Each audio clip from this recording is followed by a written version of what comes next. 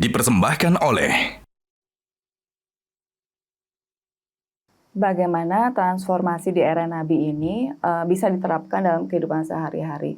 Dan mungkin kan harus diserap secara utuh ya. Tadi Ya, kalau dari sama tadi bahasan sebelumnya pertanyaannya ya, sudah saya jawab. Tiada lain ya. Pertama, kita menerapkan nilai-nilai, prinsip-prinsip transformasi yang pernah dipraktekkan oleh Nabi Muhammad SAW itu sendiri.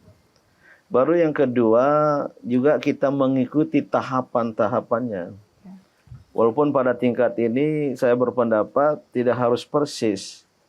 Karena kita berada di kenyataan lain, di era lain.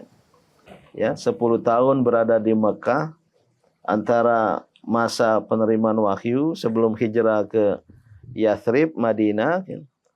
Ada yang memandangnya, membacanya itu sangat fokus dan berkonsentrasi pada pembentukan dalam penanaman akidah. Kan nggak mudah ya. Iya. Dari masyarakat jahiliyah yang kafir mengingkari adanya Sang Pencipta, dari masyarakat jahiliyah yang musyrik yang menyekutukan Sang Pencipta, yang pagan ya, istilahnya yang ya masih terikat dengan kepercayaan lama, diubah. Itu periode Makkah itu. Baru kemudian hijrah ke Madinah. Sebuah periode baru membangun masyarakat. Terbentuk al-ummah. Umat ya, manusia yang berada di situ atas dasar persamaan, al-musawa, egalitarianisme. Tidak ada perbedaan antara Ansor dan Muhajirin. Tidak ada perbedaan antara Arab dengan non-Arab. Dan semua disatukan. Tegakkan keadilan, al-adalah. Kedepankan syura, senantiasa bermusyawarah, berkonsultasi satu sama lain.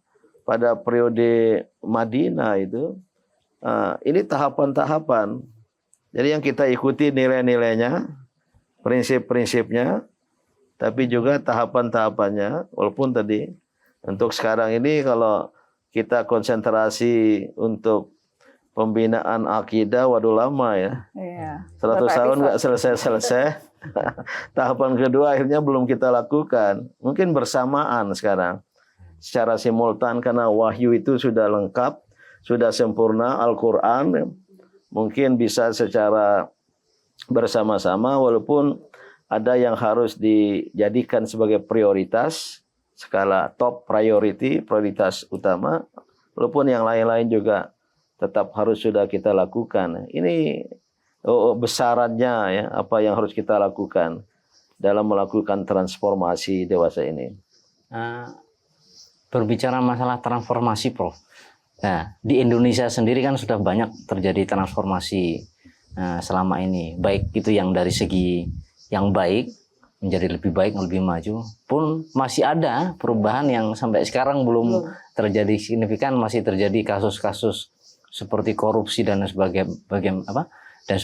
Itu bagaimana transformasi Rasulullah ini bisa diterapkan ada untuk bisa yang memberantas itu? Hilang, missing dalam penerapan transformasi ala Nabi Muhammad SAW dengan yang kita lakukan di Indonesia ini.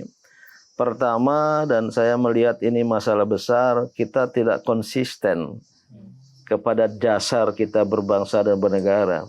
Transformasi Nabi Muhammad SAW konsisten, bertumpu, berbasis dan mengacu pada Al-Quran.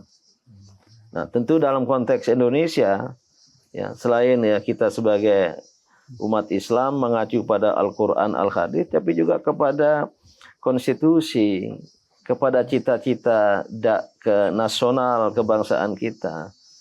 Yang kedua, harus ada keteladanan pemimpin. Ya. Rasulullah SAW itu uswatun hasanah, betul-betul meneladankan ya, nilai-nilai kebaikan kepada sahabat dan kepada umatnya.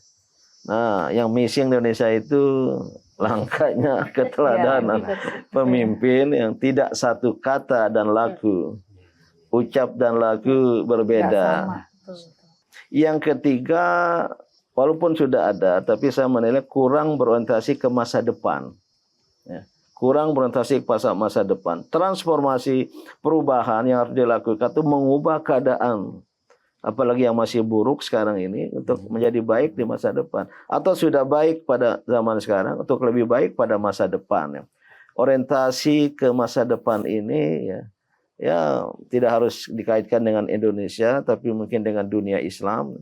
Maka apa yang harus kita lakukan sekarang ini sebagai umat Islam di Indonesia tiada lain adalah mengikuti secara sejati apa-apa yang telah dilakukan Rasulullah SAW dalam melangsungkan transformasi di sebuah masyarakat jahiliyah dalam waktu yang sesingkat-singkatnya, namun telah menghasilkan suatu keadaan yang sangat baik sekali. Terbentuk al-ummah al-islamiyah dan terbentuk pula al-Madinah al-Munawwarah, sebuah nuansa peradaban yang mencerahkan. Jelajahi cara baru mendapatkan informasi. Download Metro TV Extend sekarang.